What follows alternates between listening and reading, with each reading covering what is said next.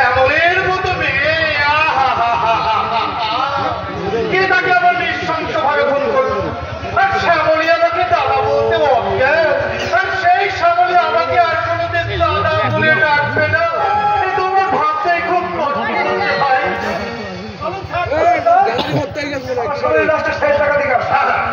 যাবো ভাইকে নিশ্চয় যাবো, আর শুধু গেলেই হবে না। আমার তো দেবো নাকি সপ্তগ্রামের মাটিতে জীবন সমাধি দেবো, যাদেরকে কোনো শয়তান দ্বিতীয়বার এই কাজ করতে সাহস না। তুমি নিজেকে সাধু সাজাতে পারবে না, তোমার শয়তানি মুখ শ্বাস খুলে গেছে। বলছো আমি হ্যাঁ তুমি খুনে আমার বড় শ্যামলীকে তুমি খুন করেছো। শুধু তাই নয়, তোমার জৈবিক খুনের চরিতার্থ করতে তুমি তার উপর অত্যাচার করেছো। সব তুমি কি বলছো? তোমার কথা তো আমি কিছুই বুঝতে পারছি না ভাই। বুঝতে পারছো শয়তান? আর সেই সুযোগে ঘর থেকে চোর ধরে গেছো। তোমাকে চিনতে এতটুকু ভুল করেনি শয়তান। সত্যকে মৃত্যুতে হওয়ার চেষ্টা করছো আমার ভেবে তোমার বুদ্ধির ঘরে হাজার অপরাধ করেও তুমি এই সমাজের মধ্য গণী হয়ে থাকবে, তাই না? কিন্তু না, তোমার শয়তানি মুখোশ আমি টেনে ছেড়ে ফেলতো।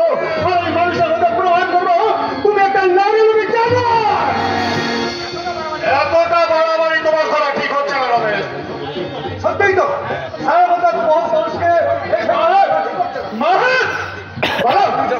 শয়তান কোন মহত্তার পরিচয় দিতে একটা কুমারী মেয়ের আশা আকাঙ্ক্ষাকে ধরে সাক্ষ্য দিয়েছ? কোন শুধু বর্ষ করতে এত অসহায় মেয়ের জীবন তুমি কোন দিকে খুন করেছ? জন্মেছিল এই অপরাধী কি তোমার চিকিৎসার হাড়ি কাটে তাকে বলি হতো? কেন কেন তুমি তাকে বাঁচতে দিলে না?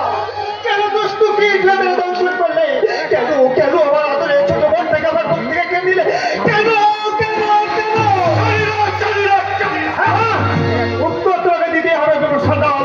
উত্তর আজ আমি আদায় করে ছাড়বো। আমার বোনকে তুমি খুন করেছো। তোমার এই বুকে একটা রাখতেই আমি আমার বিধবা একটা তবে দেবো। রক্ত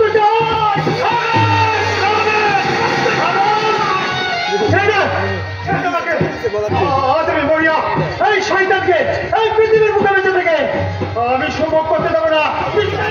আমার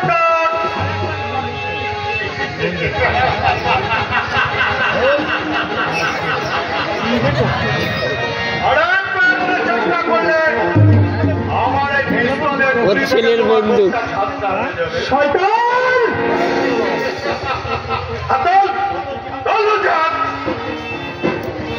আমার গলার সোনার চেন তোমার হাতে। ভেরি গুড ভেরি গুড বাদল।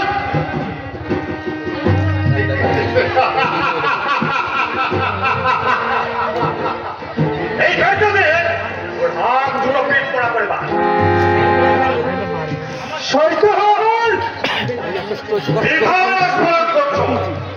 সিঙ্গেল ঘাটে যখন প্রবেশ করেছো এবার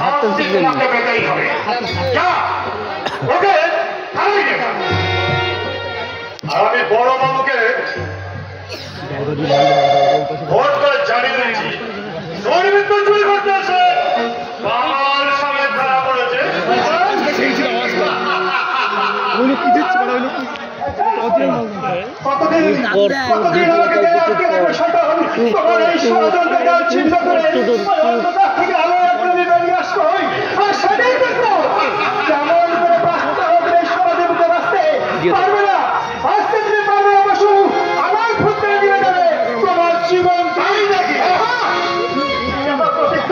আমি প্রতিজ্ঞা পূর্ণ না হওয়া পর্যন্ত আমি নিশ্চিন্ত খুঁজে থাকবো না। অবস্থা দোহাই দিয়ে চোখের জলে বুক ভাসিয়ে তোমার মতো অপরাধীকে প্রশ্রয় দিয়ে আমি ধ্বংসের মধ্যে খেলে দেবো না। একটা সামাজিক দেখ আর পাঁচটা সামনে তোমার মতো জানালেন আলোচনার শিকার আমি হতে দেবো না। কিছুতেই না কিছুতেই না। রমেশ প্রসাদ অনেক কিছুই করতে পারবে আর শুধু তুমি কেন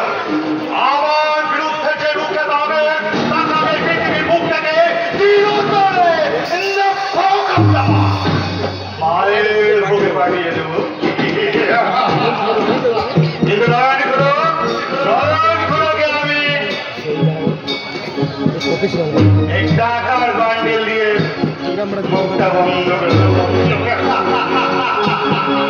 অর্জুনের মুখ বন্ধ করবে দাদা। বিপন্ন তুই এটি সত্যি দাদা। কি সত্যি ভাই? তারা এসে তোমার নামে কানা ঘুষা চলছে। আমার নামে কানা ঘোষা কি বলছিস ভাই? ছি ছি, এ কথা ভাবতে আমার চিন্তা হচ্ছে।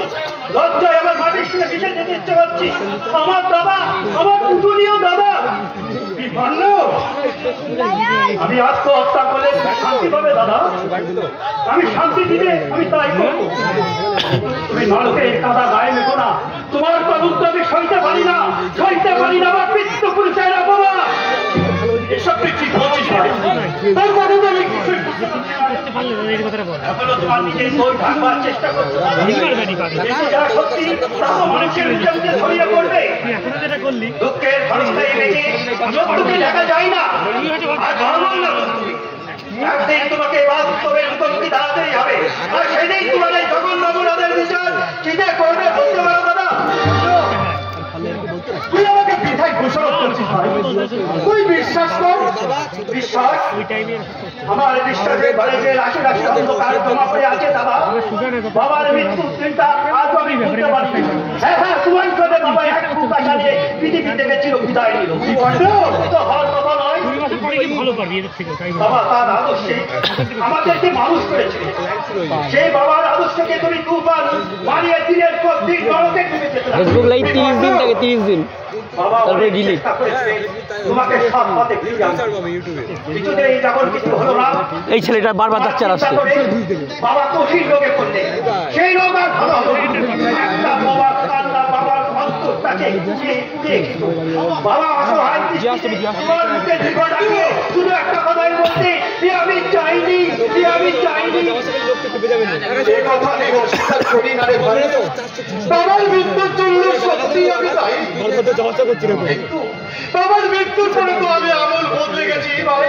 তুই তো নিজে চোখে দেখেছিস। বাবার মৃতদেহ আমি স্পর্শ করে প্রতিজ্ঞা করেছিলাম আমি আর কোনো অন্যায় কাজ করব না। তুই বল, সেই বাবার ছেলে হয়ে আমি কি পারি তার আত্মার কষ্ট দিতে? তাহলে যে আমার নরকেও ঠাঁই হবে না রে ভাই। সেই ধন সম্পত্তি রটনা, শুধুই রটনা। আসলে আমার কন্ট্রাক্টর লাইনে বেশ প্রসার হচ্ছে, তাই তারা যেন তেন প্রকারে আমাকে ছোট করতে চায়। এমনকি আমাদের এই দুই ভাইয়ের মধ্যে কাটল ধরিয়ে আমাকে তোর কাছ থেকে দূরে সরিয়ে দিতে চাইবে। আরে ভাই, লোকের কথায় বিশ্বাস করে তুই তোর এই দাদাকে পর করে দিস না রে ভাই। আমি আমার এই মুখে তুই ভালো করে তাকিয়ে দেখতো ভাই। দেখতে পাচ্ছিস কি এই মুখে তোর বাপের ছাপ? আমি কি সত্যি অপরাধী? দাদা, তুই চুপ করে থাকিস না ভাই। তুই বল ভাই, তুই বল।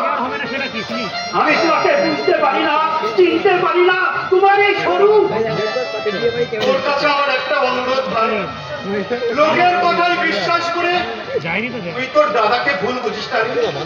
যেদিন তুই নিজের চোখে প্রমাণ পাবি তোর দাদা অপরাধী, তুই আমাকে যে শাস্তি দিবি আমি সেই শাস্তি বড় ভাই হয়ে মাথা পেতে দেবো।